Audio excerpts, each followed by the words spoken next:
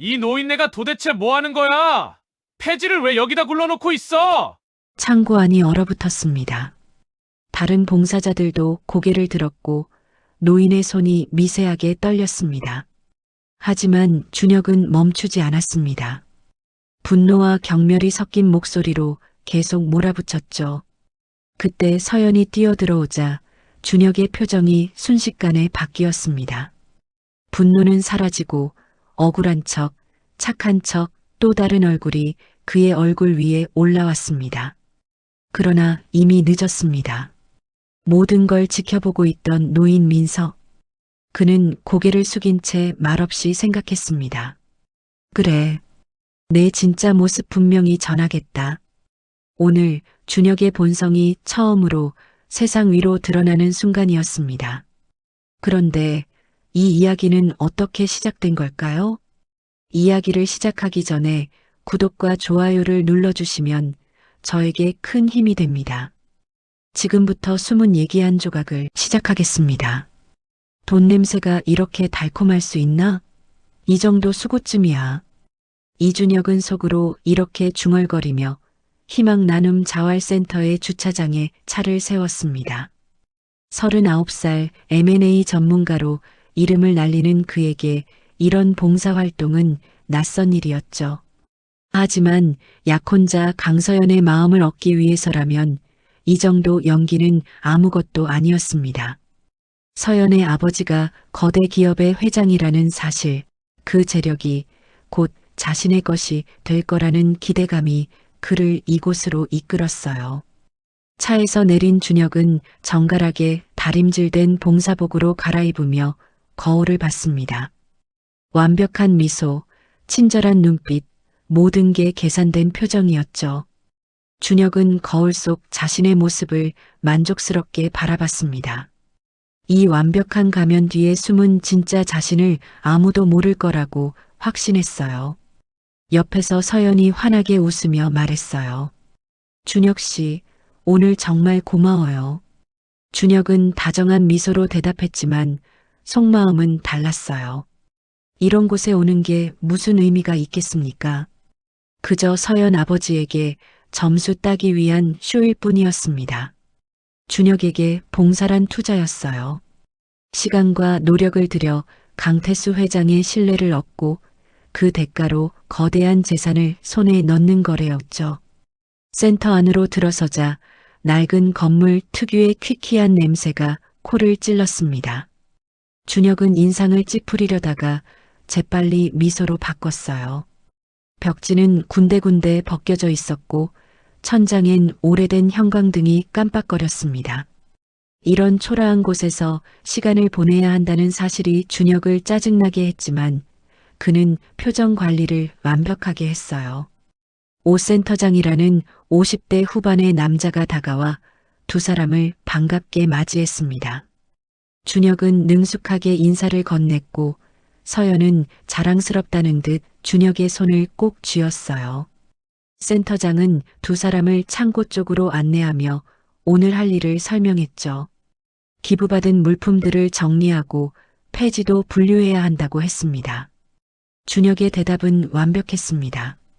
하지만 창고로 향하는 복도를 걷는 동안 그의 시선은 이미 딴 데 가 있었어요. 기부품이라는 말에 준혁의 귀가 솔깃했거든요. 어떤 물건들이 있을까? 혹시 가치 있는 물건은 없을까?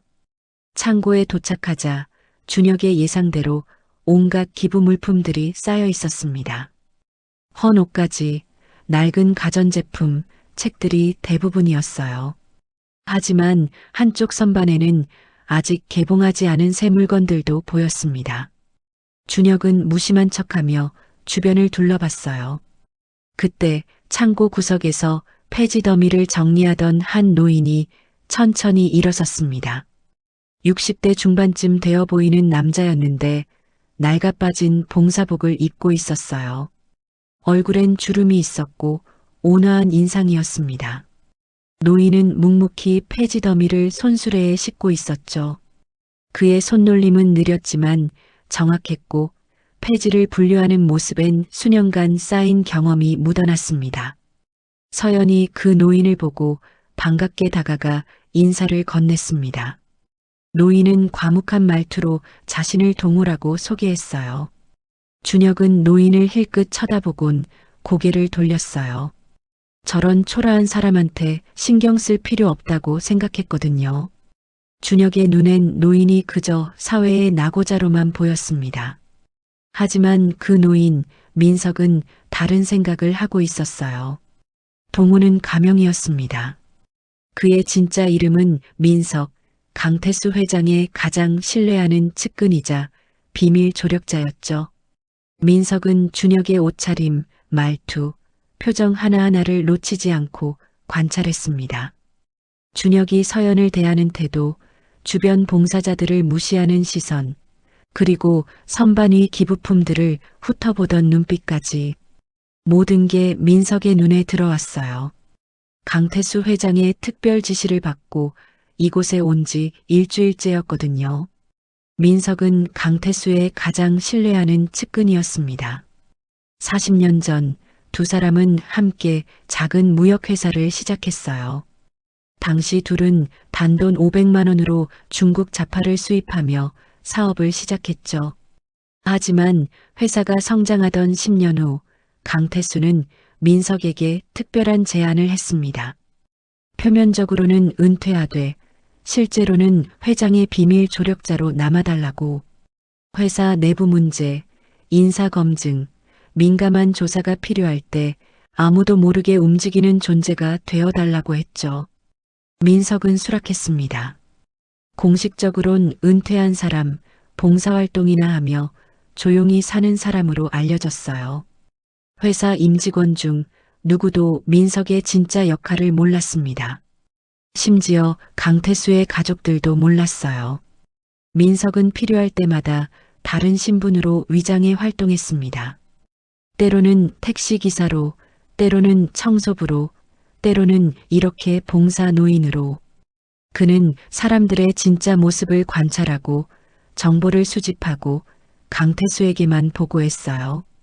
완벽한 비밀 조력자였습니다. 이번 임무도 그랬습니다. 한 달 전 강태수에게서 직접 전화가 왔어요. 딸의 약혼자를 철저히 검증해달라고. 누구에게도 들키지 말고 준혁의 진짜 본성을 확인해달라고. 민석은 즉시 준비에 들어갔습니다. 그리고 동우라는 가명으로 이 센터에 나타난 거였죠. 민석은 일부러 준혁 가까이로 다가가 폐지 더미를 옮겼습니다. 준혁은 노인이 지나갈 때마다 얼굴을 찌푸리며 몸을 비켰어요.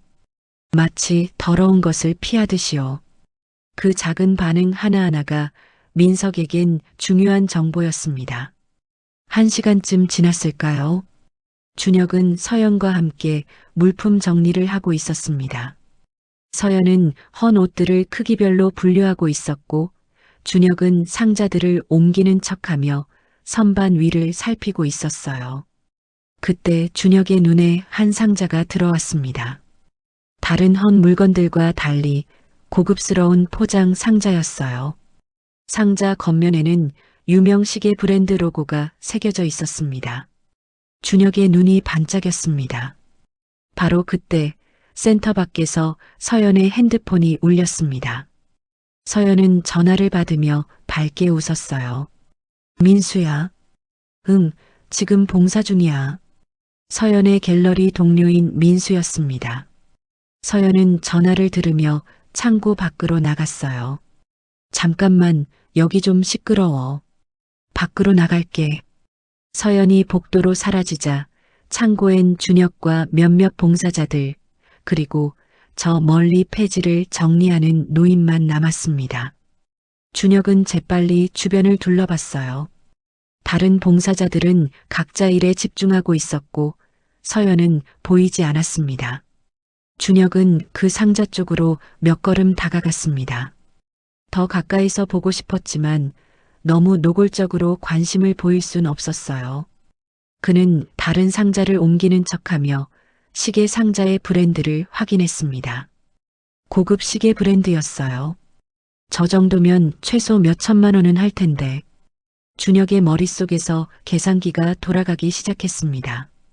그 순간 민석이 무심코 그 상자가 든 선반 근처에서 폐지를 정리하고 있었습니다. 준혁은 시계 상자를 더 가까이서 보려고 성큼성큼 다가갔어요. 그런데 발밑에 민석이 정리하던 폐지 더미 끝자락이 삐죽 튀어나와 있었습니다. 준혁은 발을 헛디뎌 그대로 넘어지고 말았어요. 손에 들고 있던 물품들이 와르르 쏟아지고 그의 명품 재킷 소매에 먼지가 잔뜩 묻었습니다. 순간 센터 안이 조용해졌어요. 준혁은 일어서며 얼굴이 새빨개졌습니다. 분노가 치밀어 올랐죠. 300만 원짜리 재킷이 더러워졌다는 사실이 그를 미치게 만들었습니다. 이 노인네가 도대체 뭐 하는 거야? 폐지를 왜 여기다 굴러놓고 있어? 준혁의 목소리엔 노골적인 경멸이 담겨 있었습니다. 창고 안에 있던 다른 봉사자들이 깜짝 놀라 쳐다봤어요. 하지만 준혁은 신경 쓰지 않았습니다. 서연이 없으니 가면을 쓸 필요가 없었거든요. 민석은 담담한 표정으로 고개를 숙였어요. 하지만 그는 속으로 준혁의 반응을 면밀히 관찰하고 있었습니다. 서연이 없을 때의 준혁, 그게 바로 진짜 모습이었으니까요. 민석은 이 모든 장면을 기억 속에 저장했습니다. 준혁의 목소리는 점점 커졌습니다. 주변에 있던 다른 봉사자들이 하나둘 쳐다보기 시작했어요. 준혁의 얼굴은 분노로 일그러져 있었고 주먹은 불끈 쥐어져 있었습니다. 그는 지금 당장이라도 노인에게 달려들 것 같은 기세였어요. 이래서 이런 데 오는 사람들은 문제라니까. 아, 진짜 짜증나. 분노와 경멸이 섞인 목소리였습니다. 창고 안이 얼어붙었어요. 다른 봉사자들도 고개를 들었고 민석의 손이 미세하게 떨렸습니다. 그때 서연이 깜짝 놀라 달려왔습니다. 복도에서 전화 통화를 마친 서연이 창고 안의 소란을 듣고 뛰어온 거였어요. 서연의 모습이 눈에 들어오는 순간 준혁의 표정이 마법처럼 바뀌었습니다. 분노에 가득 찼던 얼굴이 금세 억울함을 참는 표정으로 변했어요.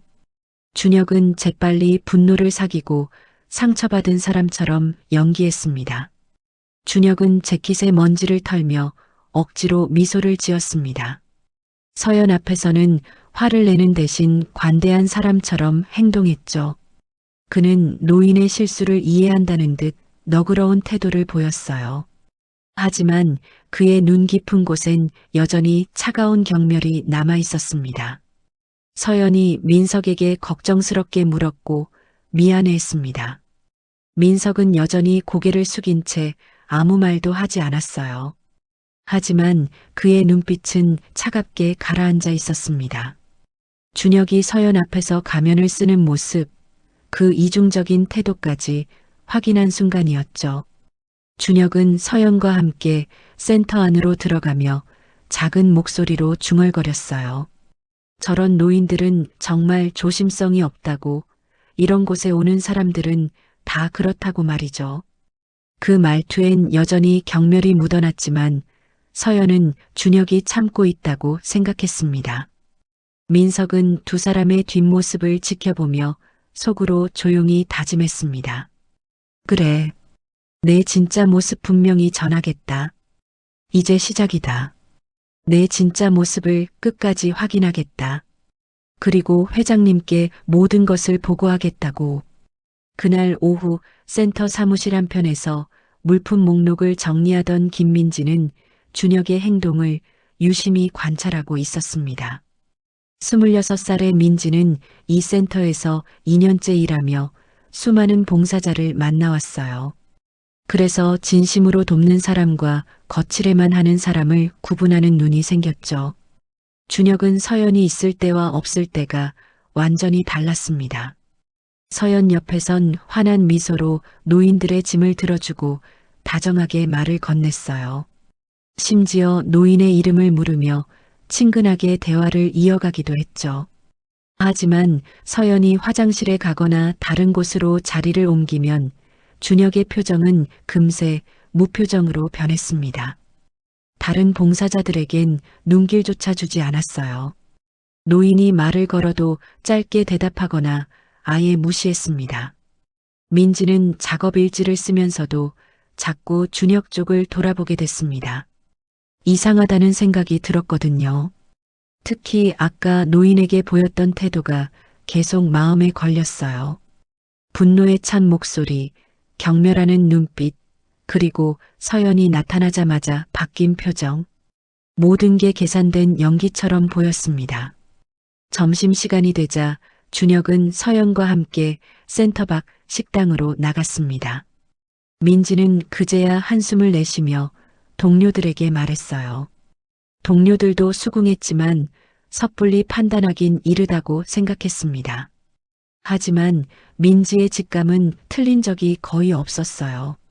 다음 날 민석은 일부러 일찍 센터에 도착했습니다. 그는 창고 깊숙한 구석, 먼지 쌓인 선반 뒤편에 고가의 시계 상자를 조심스럽게 옮겨놨어요. 누가 봐도 방치된 것처럼 보이게끔 말이죠. 상자 위에 먼지를 살짝 뿌리고 다른 잡동사니들로 반쯤 가리기도 했습니다. 시계는 사실 강태수가 기부한 물건이었습니다. 3,500만 원짜리 명품 시계였죠. 민석은 강태수의 지시대로 이걸 미끼로 준혁의 탐욕을 시험하기로 했어요. 진짜 선한 사람이라면 기부품을 함부로 탐내지 않을 거라고 믿었거든요. 하지만 탐욕에 눈먼 사람이라면 이 미끼를 결코 지나치지 못할 거였습니다. 민석은 상자를 놓고 물러서며 중얼거렸습니다. 준혁이 이 시계를 발견하고 어떤 반응을 보일지 그게 가장 중요한 시험이 될 거였어요. 오전 10시쯤 준혁과 서연이 다시 센터에 도착했습니다. 준혁은 어제보다 더 친절한 척 연기를 했어요. 서연의 아버지를 만날 날이 다가오고 있었고 그는 완벽한 사위 후보가 되어야 했으니까요. 하지만 그의 시선은 계속 창고 쪽을 향하고 있었어요. 어제 봤던 그 고급 상자가 머릿속에서 떠나지 않았습니다. 준혁은 서연이 노인들과 대화하는 틈을 타 슬그머니 창고로 들어갔습니다. 선반 위를 살피던 그는 어제 봤던 상자가 사라진 걸 발견했어요. 당황한 그가 주변을 둘러보니 구석진 곳에 상자가 아무렇게나 놓여 있었습니다. 준혁은 재빨리 주변을 확인한 후 상자를 들어 흔들어 봤어요. 안에서 묵직한 무게감이 느껴졌습니다. 준혁의 심장이 빠르게 뛰기 시작했어요. 준혁의 입가에 욕심이 가득한 미소가 번졌습니다. 그는 이미 이 시계를 팔았을 때 받을 수 있는 금액을 계산하고 있었어요. 중고시장에서 얼마를 받을 수 있을지, 어느 업체에 팔아야 높은 가격을 받을 수 있을지까지 말이죠. 그날 저녁 민석은 강태수에게 전화를 걸어 관찰 결과를 보고했습니다. 회장님, 오늘 관찰 결과를 보고 드립니다. 수고하네, 민석. 어떤가? 강태수의 목소리가 전화기 너머로 들려왔습니다. 두 사람은 전화에서도 서로를 격식 있게 대했어요. 30년간 비밀 관계를 유지하며 만들어진 습관이었죠. 예상대로입니다. 서연 양 앞에서는 완벽한 신사지만 서연 양이 없으면 노골적으로 경멸하는 태도를 보입니다. 민석은 차분하게 보고했습니다. 그리고 오늘 창고에 놓아둔 시계 상자를 발견했습니다. 눈빛이 달라지더군요. 강태수는 한숨을 쉬었습니다. 그 정도면 아직 시작에 불과하겠지. 계속 지켜봐주게. 알겠습니다, 회장님. 민석은 전화를 끊고 센터 밖을 바라봤습니다. 저 젊은이가 과연 어디까지 추락할지 그는 끝까지 지켜볼 작정이었어요. 민석의 가슴 한편에선 서연을 위한 안타까움이 피어올랐습니다. 저렇게 착한 아이가 저런 탐욕스러운 남자에게 속고 있다니. 한편 서연은 집으로 돌아가는 차 안에서 아버지에게 전화를 걸었습니다. 강태수는 베를린에 있다고 말하며 준혁이 어떤지 물었어요. 서연은 밝게 웃으며 준혁이 정말 열심히 한다고, 노인분들도 잘 챙긴다고 대답했습니다. 강태수는 쓴웃음을 지었습니다.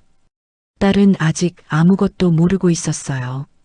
그는 더 확실한 증거를 확보할 때까지 기다리기로 했습니다. 이틀 후 오후 서연은 센터 밖에서 후원업체 담당자와 미팅을 하느라 자리를 비웠습니다. 준혁은 이 기회를 놓치지 않았어요. 그는 주변을 살피며 창고로 들어갔습니다. 복도를 지나며 다른 봉사자들이 보이지 않는지 확인했고 CCTV 위치도 재빨리 파악했어요. 시계 상자는 여전히 구석에 방치돼 있었어요. 준혁은 상자를 다시 들어 무게를 확인했습니다. 이걸 가져가도 아무도 모를 거라고 생각했죠. 기부품이 워낙 많아서 하나쯤 없어져도 눈치채지 못할 거라고 판단했어요. 그는 상자를 열어 시계를 꺼내 찬찬히 살폈습니다. 브랜드 로고가 선명했고 시계 뒷면엔 시리얼 넘버까지 새겨져 있었어요. 준혁은 시계의 가치를 대충 가늠했습니다. 정가가 3,500만 원 정도일 거고 중고로 팔아도 2천만 원은 받을 수 있을 거였어요. 준혁에겐 그 돈이 절실했습니다. 최근 주식 투자로 큰 손해를 받고 빚도 있었거든요. 준혁의 눈빛이 탐욕으로 가득 찼습니다. 그는 시계를 다시 상자에 넣고 주변을 둘러봤어요. CCTV는 창고 입구 쪽에만 있었고 이 구석진 곳은 사각지대였습니다. 준혁은 상자를 원래 자리에 두고 창고를 나왔습니다. 하지만 그의 마음속엔 이미 그 시계를 손에 넣겠다는 계획이 확고해져 있었어요. 언제 가져갈지, 어떻게 들고 나갈지 머릿속으로 시뮬레이션하기 시작했습니다. 그 다음 주 화요일 오후 민석은 폐지 운반용 손수레를 끌고 센터 주차장으로 향했습니다. 손수레엔 묶음으로 정리된 골판지와 신문지가 가득 실려 있었어요. 이번엔 일부러 많은 양을 실었습니다. 준혁의 반응을 한 번 더 시험하기 위해서였죠.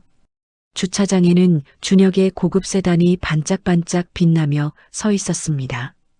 최신형 수입차였고 가격만 7천만 원이 넘는 차였어요. 민석은 일부러 그 차 옆을 지나갔습니다.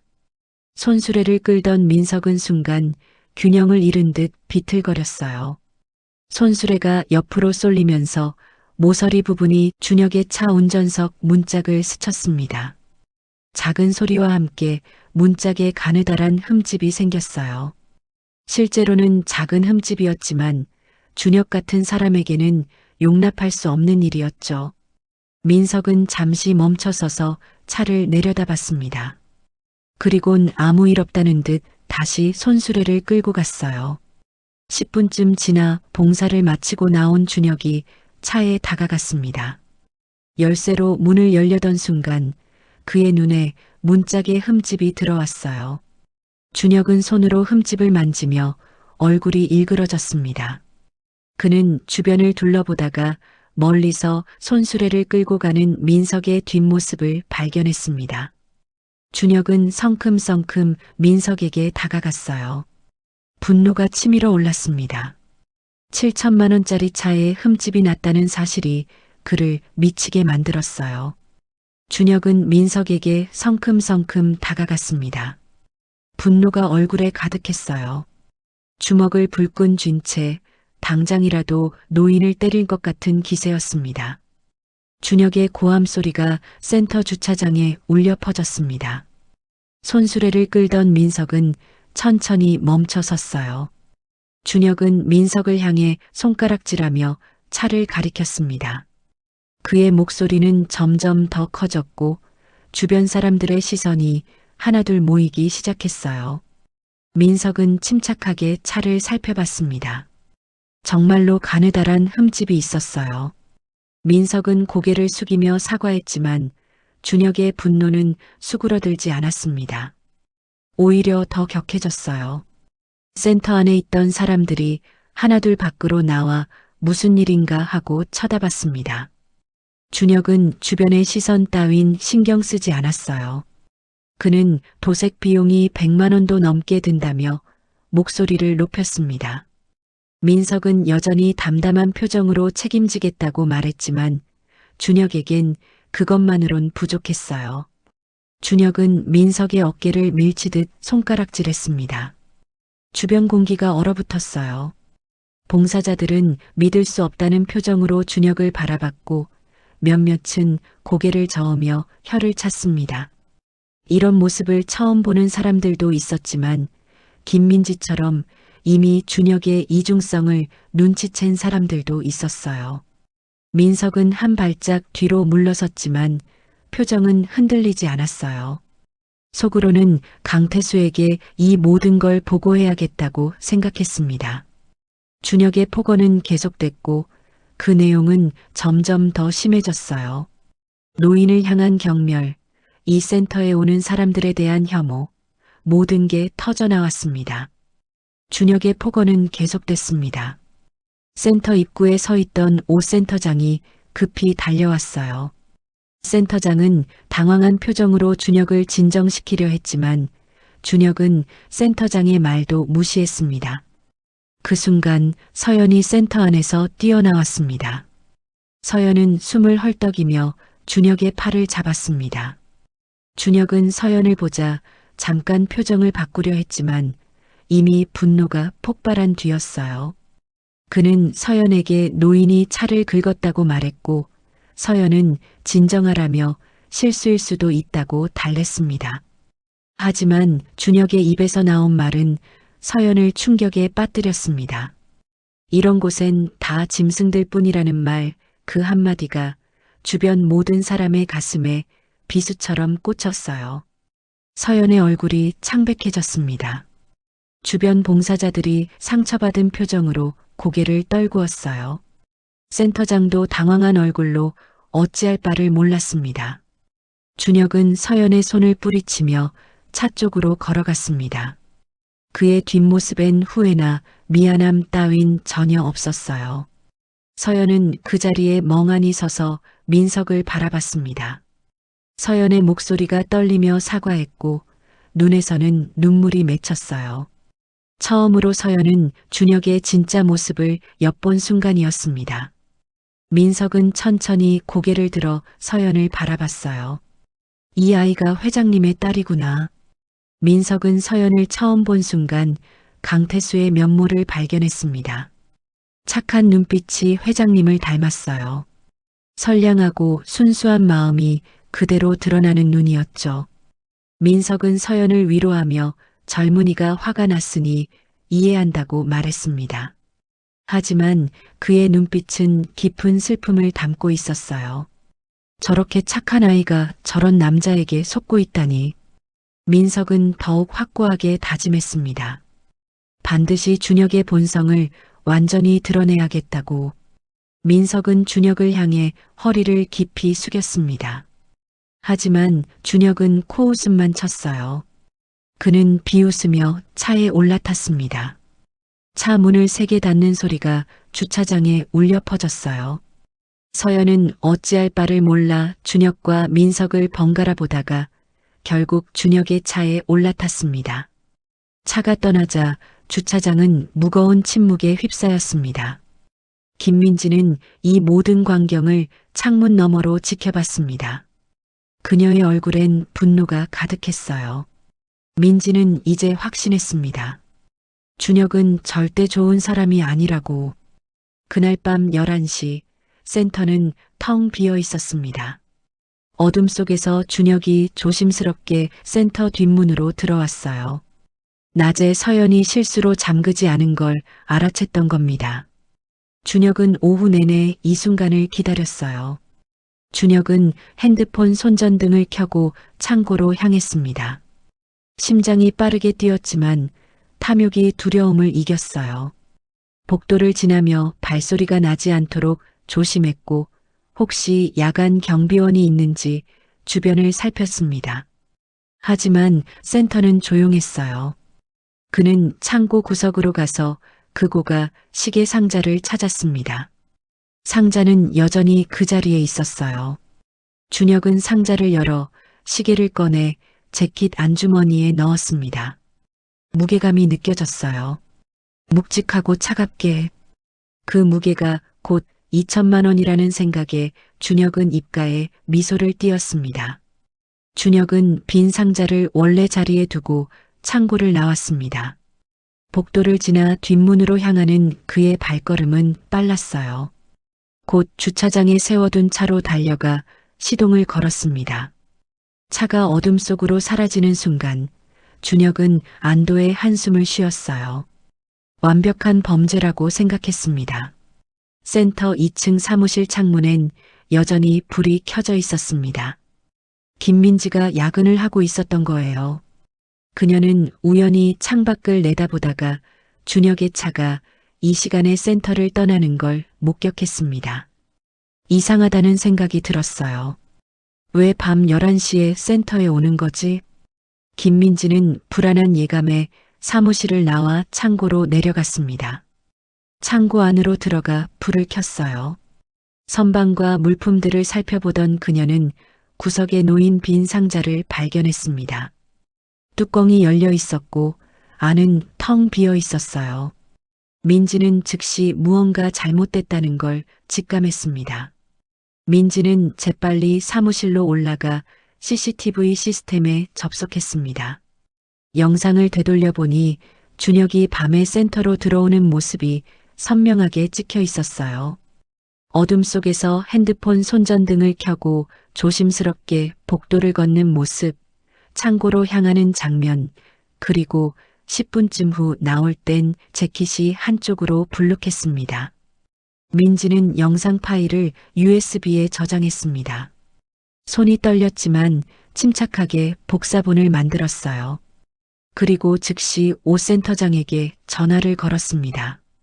센터장님, 큰일 났어요.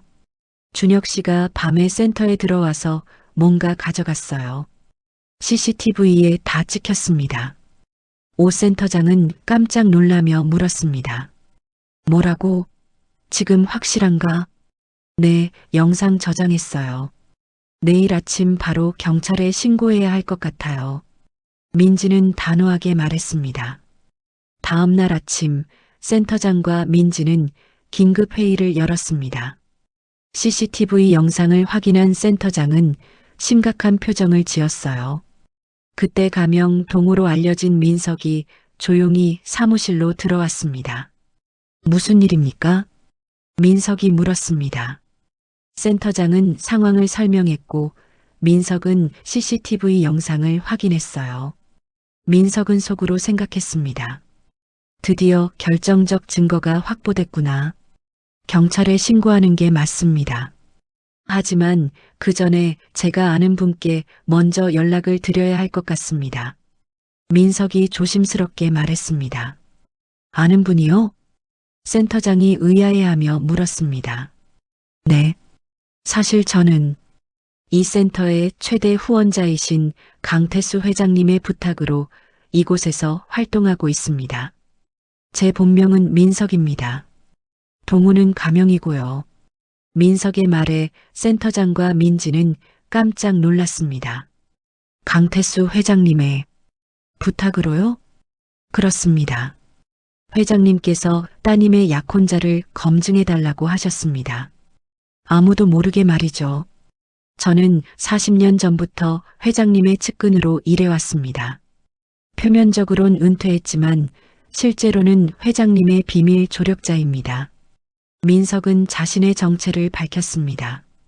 그럼 처음부터 준혁 씨를 관찰하고 계셨던 거군요? 민지가 놀라며 물었습니다.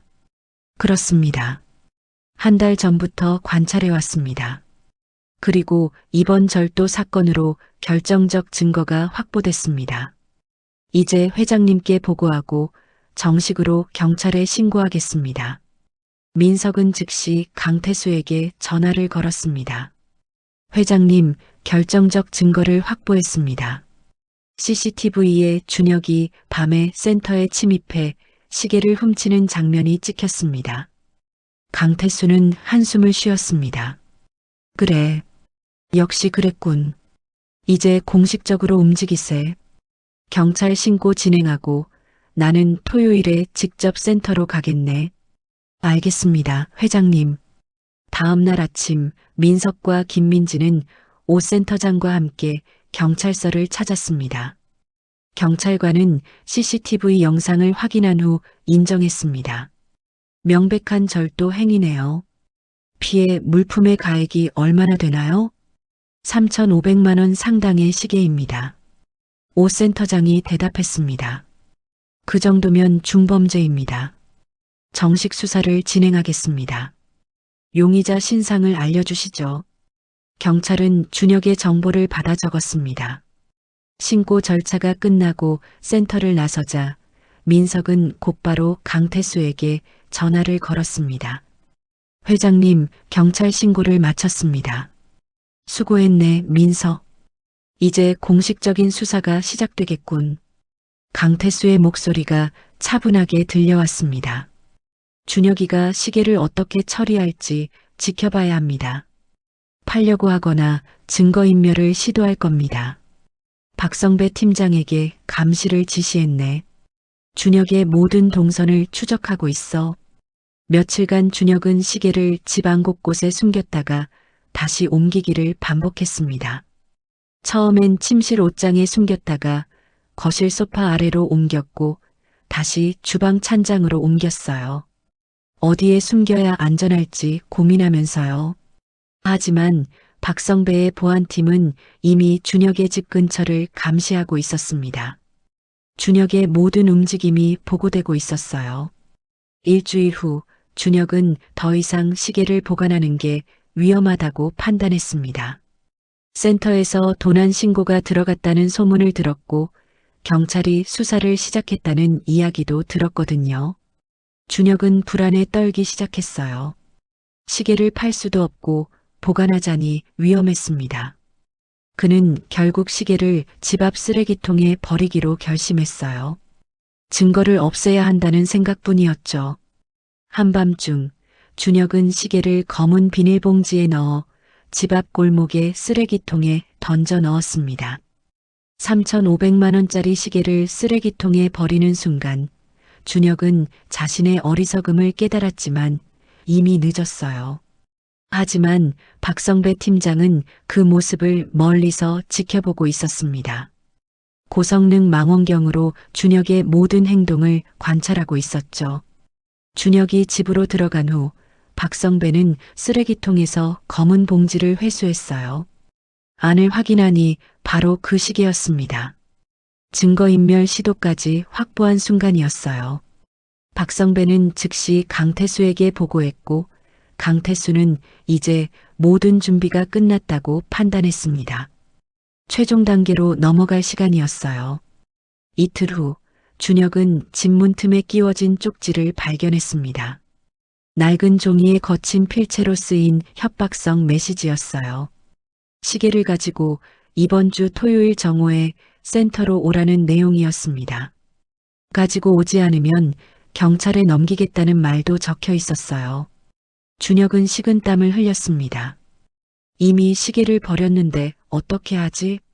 쪽지를 보낸 사람이 누군지도 몰랐고 어떻게 자신이 시계를 훔친 걸 알았는지도 의문이었어요. 준혁은 공포에 떨기 시작했습니다. 그날 오후 서연은 준혁과 함께 센터 근처 카페에 앉아 있었습니다. 준혁은 계속 핸드폰만 들여다보며 불안해했어요. 손은 떨리고 있었고 얼굴은 창백했습니다. 서연이 무슨 일이냐고 물었지만 준혁은 회사 일이 복잡하다며 거짓말을 했습니다. 사실 그는 쪽지의 정체를 몰라 두려웠어요. 누가 자신을 감시하고 있는지, 어떻게 시계 도난을 알았는지 모든 게 의문이었습니다. 서연은 준혁의 손을 잡으며 결혼 준비 때문에 스트레스 받는 거냐고 물었어요. 준혁은 억지로 웃었지만 그의 눈엔 초조함이 가득했습니다. 서연은 준혁이 최근 이상하게 변했다는 느낌을 받았지만 결혼을 앞둔 불안감 때문이라고 생각했죠. 하지만 며칠 전 주차장에서 본 준혁의 모습이 자꾸 머릿속을 스쳤어요. 그렇게 화를 내는 준혁은 처음 봤거든요. 경찰 수사는 빠르게 진행됐습니다. CCTV 증거와 함께 박성배 팀장이 회수한 시계까지 확보되면서 검사는 준혁의 집에 대한 압수수색 영장을 발부받았습니다. 하지만 강태수는 경찰에게 잠시 수사를 보류해달라고 요청했습니다. 토요일에 센터에서 직접 준혁을 대면하고 싶다고 했죠. 딸 앞에서 준혁의 본성을 드러내고 딸이 직접 진실을 확인하게 하고 싶었습니다. 경찰은 피해자인 강태수 회장의 요청을 받아들였습니다. 한편 김민지는 센터 사무실에서 모든 증거 자료를 정리하고 있었습니다. CCTV 영상, 경찰 신고 접수증, 그리고 박성배 팀장이 회수한 시계까지 모든 증거가 준비됐어요. 민지는 토요일이면 모든 게 밝혀질 거라고 생각하며 긴장했습니다. 민석은 창밖을 바라보며 준혁이 어떤 반응을 보일지 궁금해했습니다. 과연 끝까지 부인할지 아니면 무릎 꿇고 용서를 빌지. 사흘 후 서연은 아버지에게 전화를 받았습니다. 강태수는 준혁에 대해 조심스럽게 물었어요. 겉으로 보이는 모습이 전부가 아닐 수도 있다고, 봉사 현장에서 사람의 참모습을 알 수 있다고 말했습니다. 서연은 아버지의 말이 무슨 뜻인지 완전히 이해하지 못했습니다. 하지만 뭔가 중요한 조언이라는 건 느낄 수 있었어요. 특히 최근 준혁의 이상한 행동들이 떠올랐습니다. 주차장에서의 폭언, 계속되는 불안한 모습, 자꾸 거짓말하는 것 같은 느낌. 강태수는 이번 주 토요일에 센터로 나오라고 말했습니다. 한국에 돌아온다고 서연에게 중요한 이야기가 있다고 했어요. 서연은 반가워하며 물었고 강태수는 조용히 대답했습니다. 전화를 끊은 후 강태수는 깊은 한숨을 쉬었어요. 이제 모든 진실이 드러날 시간이었습니다. 토요일 정오 센터 앞 주차장에 검은색 고급 세단이 조용히 멈춰 섰습니다. 뒷좌석 문이 열리고 60대 중반의 남자가 천천히 내렸어요. 단정한 회색 정장을 입은 강태수 회장이었습니다. 그의 얼굴엔 세월의 흔적이 있었지만 눈빛만큼은 날카롭고 위엄이 있었어요. 운전석에서 내린 사람은 박성배 팀장이었습니다. 40대 중반의 박성배는 15년간 강태수의 보안을 책임져온 사람이었죠. 그는 회장의 뒤를 따라 센터 입구로 향했습니다. 센터 안에선 민석이 강태수를 맞이했습니다. 두 사람은 서로 눈빛을 교환했어요. 말없는 대화였지만 40년을 함께한 두 사람에겐 그것만으로 충분했습니다. 민석은 고개를 끄덕이며 모든 준비가 완료됐다는 신호를 보냈습니다. 수고했네, 민석. 강태수가 조용히 말했습니다. 회장님께서 하신 결정이 옳았습니다. 서연 양을 위한 일이었습니다. 민석이 대답했습니다. 오 센터장과 김민지는 긴장한 표정으로 강태수를 맞이했어요. 센터의 최대 후원자이자 서연의 아버지가 직접 방문한 거였으니까요. 강태수는 두 사람에게 고개를 숙여 인사했습니다. 센터 운영에 늘 감사드립니다. 오늘은 개인적으로 중요한 일이 있어 이렇게 왔습니다. 강태수의 목소리는 차분했지만 무게가 실려 있었습니다. 오후 1시쯤 준혁과 서연이 센터에 도착했습니다. 서연은 아버지가 온다는 말에 들떠 있었어요. 오랜만에 보는 거라 설레는 마음이었죠. 하지만 준혁은 달랐습니다. 불안과 초조함이 얼굴에 가득했어요. 쪽지의 위협 때문에 온 거였지만 시계는 이미 없었거든요. 센터 안으로 들어서는 순간 서연은 멈춰 섰습니다. 평소와 다른 분위기였어요. 센터장, 민지, 그리고 몇몇 봉사자들이 사무실 앞에 모여 있었고 그 중심엔 아버지 강태수가 서 있었습니다. 아빠. 서연은 반갑게 달려갔습니다. 강태수는 딸을 포옹하며 미소를 지었지만 그의 눈엔 슬픔이 어려 있었어요. 준혁은 강태수를 보자 긴장한 표정으로 다가와 정중히 인사했습니다. 회장님, 뵙게 되어 영광입니다. 준혁은 완벽한 미소를 지으며 말했지만 손은 떨리고 있었어요. 강태수는 준혁을 차갑게 바라봤습니다. 잠시 침묵이 흘렀어요. 공기가 무거워졌습니다. 준혁 씨, 이곳에서의 봉사활동은 어땠나요? 강태수가 조용히 물었습니다. 아, 네. 매우 의미 있는 시간이었습니다. 서연 양과 함께 어려운 이웃을 돕는다는 게 얼마나 보람찬 일인지 깨달았습니다. 준혁은 연기하듯 대답했습니다. 하지만 강태수의 표정은 변하지 않았어요. 그렇군요. 그럼 이분을 아시나요? 강태수가 손짓하자 민석이 앞으로 나왔습니다. 낡은 봉사복을 입은 노인의 모습이었어요. 준혁은 그 노인을 보자 잠깐 당황했지만 곧 무표정한 얼굴로 돌아왔습니다.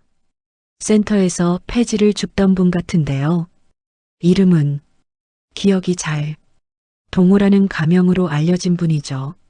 하지만 이분의 진짜 이름은 민석입니다. 저의 40년 지기 친구이자 제가 가장 신뢰하는 사람입니다. 강태수의 말에 서연이 깜짝 놀라 민석을 쳐다봤습니다. 준혁의 얼굴이 창백해졌어요. 자신이 그토록 무시하고 경멸했던 노인이 회장의 측근이라니. 민석은 한 달 전부터 제 부탁으로 이곳에서 준혁 씨를 관찰해 왔습니다. 아무도 모르게 말입니다. 강태수의 목소리는 점점 차갑게 가라앉았습니다. 관찰이라니요? 그게 무슨... 준혁이 당황하며 말했지만 강태수는 손을 들어 제지했습니다.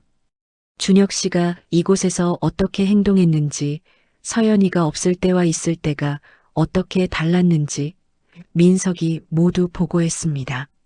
노인들을 어떻게 대했는지도요. 서연의 얼굴이 굳어졌습니다. 아버지의 목소리가 떨리고 있었어요. 분노를 억누르고 있다는 걸 알 수 있었습니다.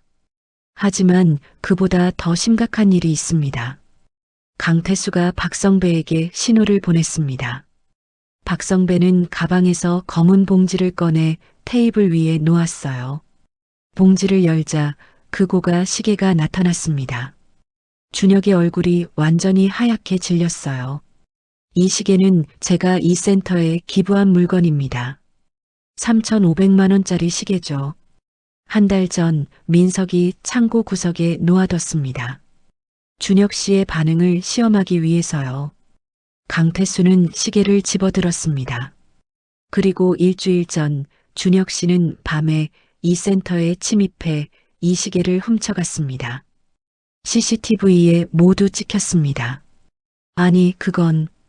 준혁이 부인하려 했지만 김민지가 노트북을 열어 CCTV 영상을 재생했습니다. 화면엔 준혁이 어둠 속에서 센터로 들어와 창고로 향하는 모습이 선명하게 찍혀 있었어요. 시계를 재킷에 넣고 나가는 장면까지요.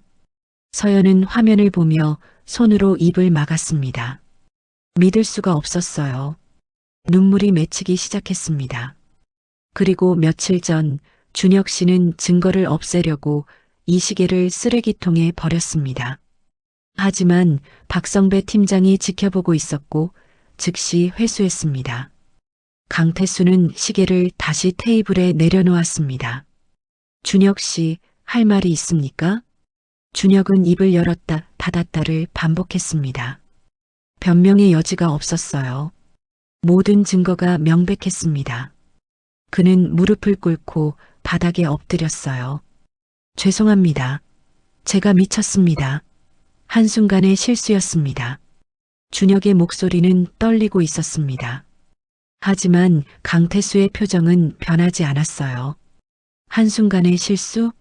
한 달 내내 탐욕스러운 눈빛으로 그 시계를 노려보고 밤에 침입해 훔치고 증거를 없애려 한 게 한순간의 실수입니까?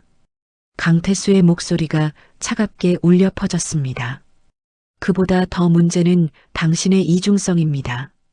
내 딸 앞에서는 선한 사람인 척하면서 뒤에서는 노인들을 짐승이라고 부르고 경멸했죠. 차에 작은 흠집이 났다고 민석에게 폭언을 퍼부었습니다. 서연은 아버지의 말을 듣고 주차장에서의 일을 떠올렸습니다. 그때 준혁이 했던 말들, 그 분노에 찬 표정들. 서연의 눈에서 눈물이 흘러내렸어요. 강태수는 딸을 바라봤습니다. 서연의 눈엔 배신감과 충격이 가득했어요. 강태수의 가슴도 아팠지만 이건 딸을 위해 반드시 해야 하는 일이었습니다. 경찰에 이미 신고했습니다. 압수수색 영장도 발부됐고요. 준혁 씨는 곧 정식 수사를 받게 될 겁니다. 강태수가 단호하게 말했습니다. 준혁은 바닥에 엎드린 채 울기 시작했습니다. 하지만 그 눈물조차 진심인지 의심스러웠어요. 서연은 고개를 돌려 준혁을 보지 않았습니다. 너무 창피했고 너무 아팠습니다. 센터 안은 무거운 침묵에 휩싸였습니다. 오 센터장과 김민지는 숨을 죽이고 지켜봤어요. 민석은 강태수의 곁에 조용히 서 있었고 박성배는 준혁을 주시하고 있었습니다. 잠시 후 경찰차 사이렌 소리가 멀리서 들려왔습니다. 경찰이 도착했습니다. 2명의 형사가 센터 안으로 들어왔어요. 그들은 준혁에게 다가가 권리를 고지했습니다. 이준혁 씨, 당신은 절도 및 건조물 침입 혐의로 체포됩니다. 묵비권을 행사할 권리가 있으며 형사의 목소리가 차갑게 울려 퍼졌습니다. 준혁은 바닥에 주저앉은 채 아무 말도 하지 못했어요. 얼굴은 눈물과 콧물로 범벅이었습니다. 서연은 창밖을 바라봤습니다. 눈물이 계속 흘러내렸지만 소리내어 울지는 않았어요. 그저 조용히 서 있었습니다. 강태수는 딸의 어깨에 손을 올렸습니다. 미안하구나, 서연아. 아빠가 더 일찍 알았어야 했는데. 아니에요, 아빠. 제가 사람을 잘못 봤어요. 서연의 목소리는 떨리고 있었습니다. 경찰은 준혁을 일으켜 세웠습니다. 수갑을 채우려는 순간 서연이 돌아서서 준혁을 바라봤어요. 2 사람의 시선이 마주쳤습니다. 준혁은 입을 열려 했지만 서연이 먼저 말했습니다. 준혁 씨, 전 당신이 좋은 사람인 줄 알았어요. 진심으로 저를 사랑하는 줄 알았고요. 서연의 목소리는 차분했지만 그 속엔 깊은 상처가 담겨 있었습니다. 하지만 당신은 저를 사랑한 게 아니라 제 아버지의 재산을 사랑했던 거죠. 저는 그저 그 재산으로 가는 통로였을 뿐이고요. 준혁이 고개를 저으며 부인하려 했지만 서연은 손을 들어 제지했습니다. 더 이상 아무 말도 하지 마세요. 이제 당신의 말은 믿을 수가 없어요. 서연은 손가락에서 약혼 반지를 빼냈습니다. 그리고 테이블 위에 조용히 내려놓았어요. 작은 소리가 났지만 그 소리는 센터 안에 크게 울려 퍼졌습니다. 약혼은 파기합니다. 다시는 저를 찾지 마세요. 서연의 말에 준혁의 얼굴이 절망으로 일그러졌습니다. 그는 무언가 말하려 했지만 형사가 그를 끌고 나갔어요. 센터 문이 닫히는 소리가 들렸고 곧 경찰차 사이렌 소리가 멀어져 갔습니다. 서연은 그 자리에 멍하니 서 있었습니다. 강태수는 딸을 안아주었어요. 서연은 그제야 아버지 품에서 소리내어 울기 시작했습니다. 6개월간 사귀고 석 달 전 약혼했던 남자. 그 모든 시간이 거짓이었다는 사실이 너무 아팠습니다. 김민지는 눈물을 훔쳤습니다. 민석은 창밖을 바라보며 한숨을 쉬었어요. 오 센터장은 고개를 숙이고 있었습니다. 한참 후 서연은 눈물을 그치고 천천히 아버지에게서 떨어졌습니다. 눈은 빨갛게 부어 있었지만 표정은 조금 진정된 것 같았어요. 아빠, 민석 아저씨께 감사 인사를 드려야겠어요. 서연이 민석에게 다가갔습니다. 민석은 여전히 낡은 봉사복을 입은 채 서 있었어요. 아저씨, 아니, 민석 아저씨, 감사합니다. 아저씨가 아니었으면 저는 평생 속고 살았을 거예요. 서연이 깊이 고개를 숙였습니다. 민석은 서연의 어깨에 손을 올렸어요. 아가씨, 이런 일을 겪게 해서 오히려 죄송합니다. 하지만 지금 알게 된 게 나중보다는 나았습니다. 결혼 후에 알았다면 더 큰 상처를 받았을 테니까요. 민석의 목소리는 따뜻했습니다. 네, 맞아요. 지금 알게 돼서 다행이에요. 서연은 다시 눈물을 훔쳤습니다. 강태수는 센터장과 김민지에게 다가갔습니다. 센터장님, 민지 씨, 이번 일에 협조해 주셔서 감사합니다. 특히 민지 씨가 CCTV를 확인하고 즉시 신고해 주신 덕분에 증거를 확보할 수 있었습니다. 당연히 해야 할 일을 했을 뿐입니다. 회장님. 김민지가 대답했습니다. 이 센터에 앞으로도 계속 후원하겠습니다. 그리고 민지 씨 같은 분이 계셔서 이곳이 더 든든합니다. 강태수는 진심 어린 미소를 지었습니다. 해가 서쪽으로 기울기 시작했습니다. 센터 안에 무거운 공기가 조금씩 가라앉았어요. 강태수는 딸의 손을 잡고 센터를 나섰습니다. 민석과 박성배가 뒤를 따랐어요. 주차장에서 강태수는 한 번 더 센터를 돌아봤습니다. 이곳에서 딸이 큰 상처를 받았지만 동시에 더 큰 불행을 막을 수 있었던 곳이기도 했습니다. 가자, 서연아. 집에 가서 쉬어야지. 네, 아빠. 차가 출발했습니다. 서연은 창밖을 바라보며 생각했어요. 이 아픔도 지나가겠지. 시간이 걸리겠지만 언젠가는 치유될 거라고. 한 달이 지났습니다. 준혁의 재판은 빠르게 진행됐어요. 명백한 증거 앞에서 준혁은 혐의를 모두 인정할 수밖에 없었습니다.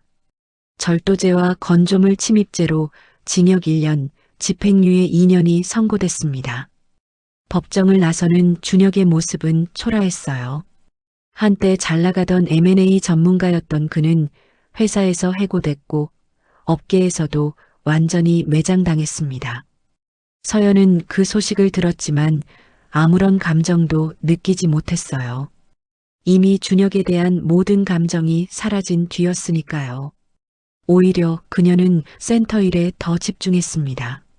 매주 토요일마다 센터를 찾아 봉사활동을 했고 후원금도 직접 전달했어요. 김민지는 서연의 좋은 친구가 되어주었습니다.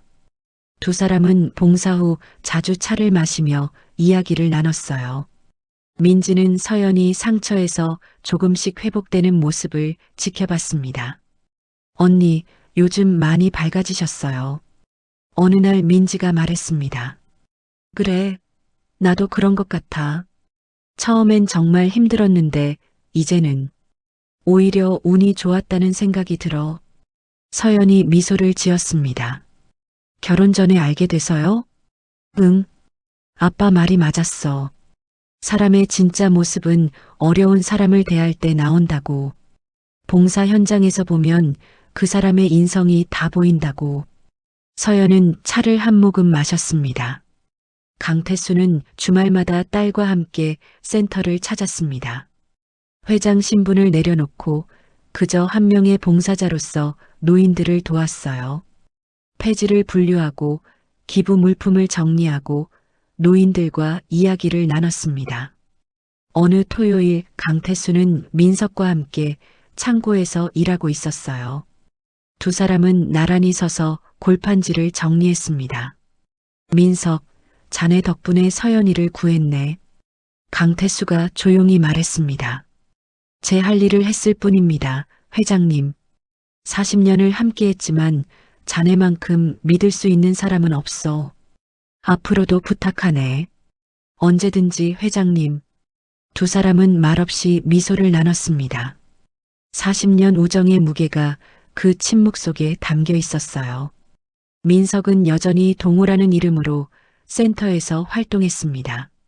사람들은 그가 강태수의 오랜 친구라는 것만 알았을 뿐 그의 진짜 역할은 여전히 비밀이었어요.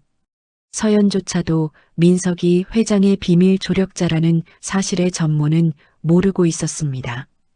그저 아버지의 친한 친구이자 자신을 구해준 은인 정도로만 알고 있었죠.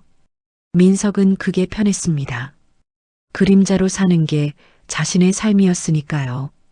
필요할 때 나타나고 일이 끝나면 다시 사라지는 존재. 그렇게 30년을 살아왔고 앞으로도 그럴 것입니다.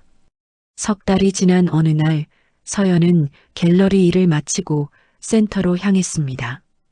오늘은 새로운 봉사자 오리엔테이션이 있는 날이었거든요. 센터장이 서연에게 신입 봉사자들에게 경험담을 나눠달라고 부탁했어요. 센터 강당에는 15명 정도의 새 봉사자들이 앉아 있었습니다.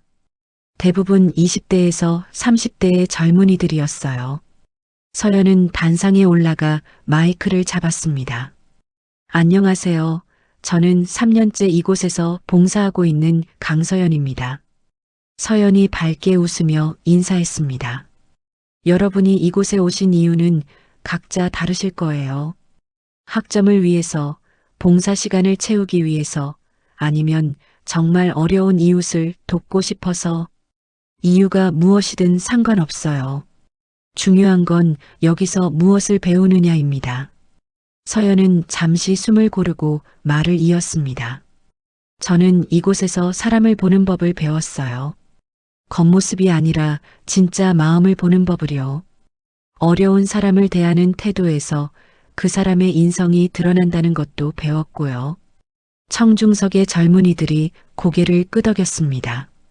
봉사는 남을 돕는 일이지만 사실은 자신을 돌아보는 시간이기도 해요. 여러분도 이곳에서 많은 걸 배우고 느끼셨으면 좋겠습니다. 서연이 말을 마치자 박수가 터져 나왔습니다. 강당 뒤편에 서 있던 강태수와 민석도 조용히 박수를 쳤어요. 강태수의 눈엔 딸에 대한 자랑스러움이 가득했습니다. 오리엔테이션이 끝나고 서연은 아버지와 민석과 함께 센터 밖으로 나왔습니다. 해가 지고 있었어요. 하늘은 붉게 물들어 있었습니다.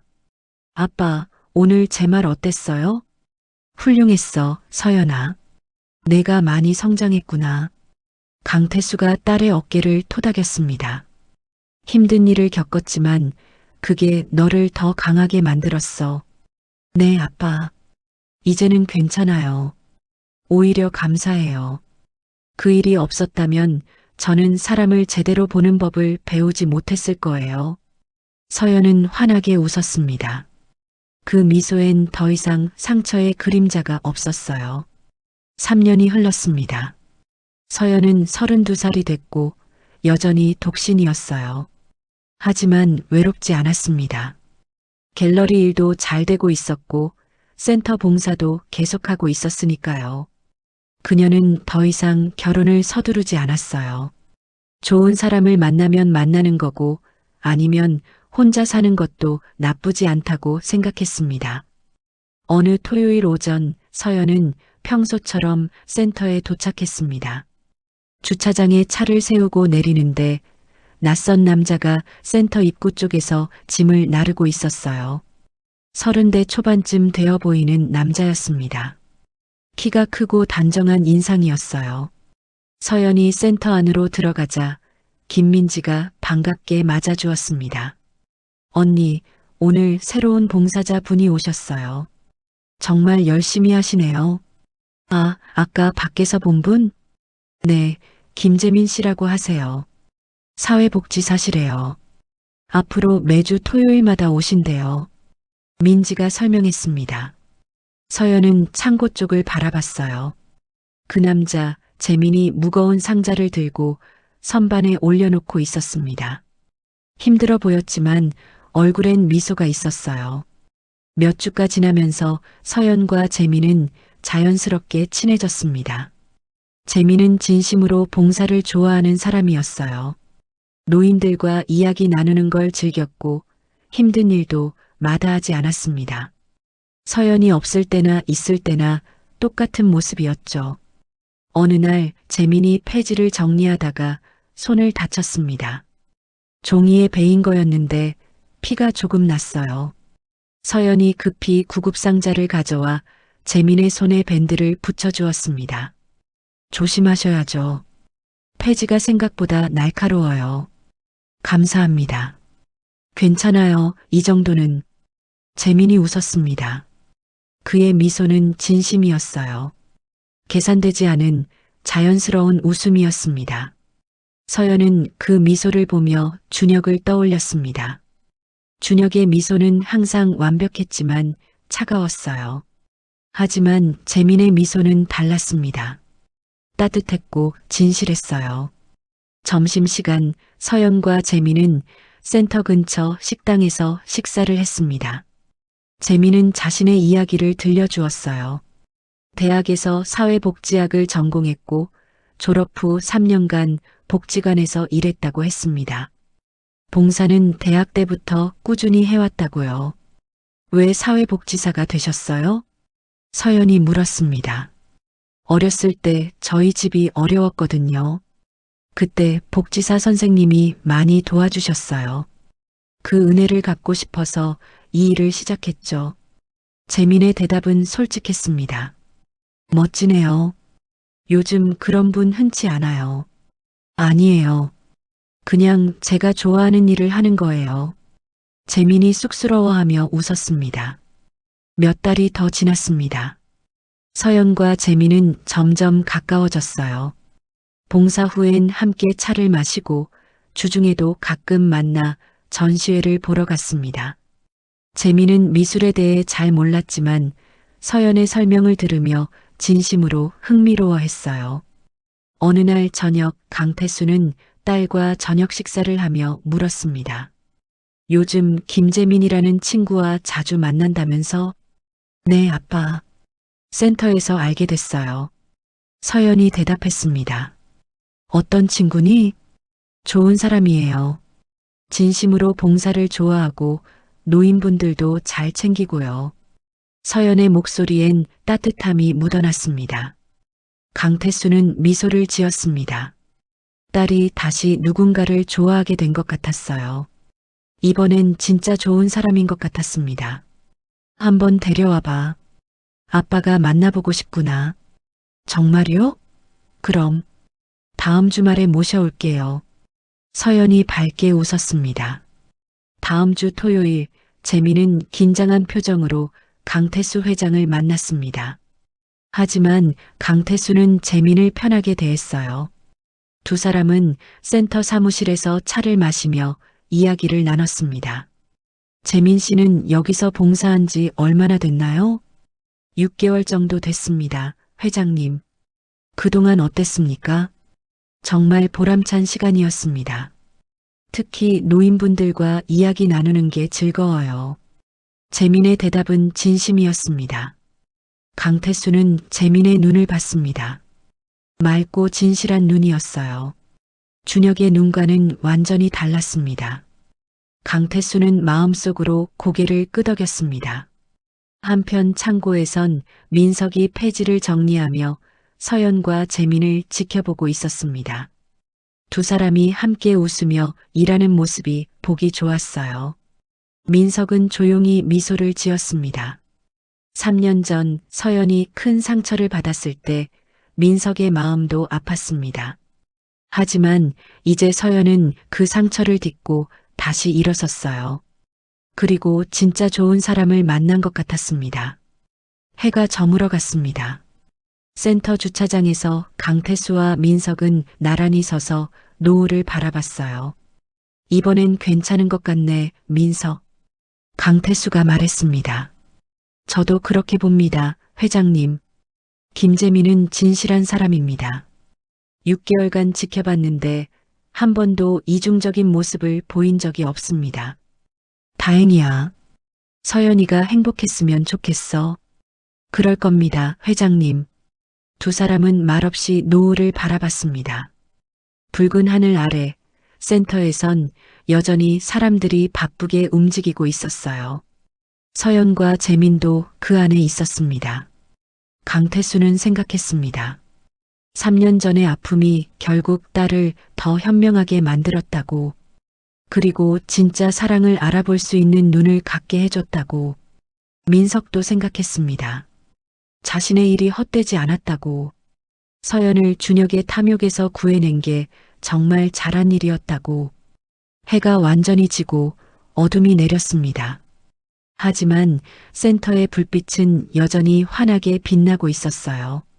그 불빛 속에서 사람들은 서로를 돕고 나누고 함께 웃었습니다. 이것이 진짜 봉사의 의미였습니다. 주는 것보다 받는 게 더 많은, 나누면서 더 풍요로워지는 그런 아름다운 순환이었어요. 강태수와 민석은 차에 올라탔습니다. 차가 천천히 주차장을 빠져나가는 동안 두 사람은 뒤를 돌아보지 않았습니다. 앞만 보고 나아갔어요. 센터의 불빛이 점점 멀어졌습니다. 하지만 그 빛은 여전히 어둠 속에서 환하게 빛나고 있었어요. 희망의 빛처럼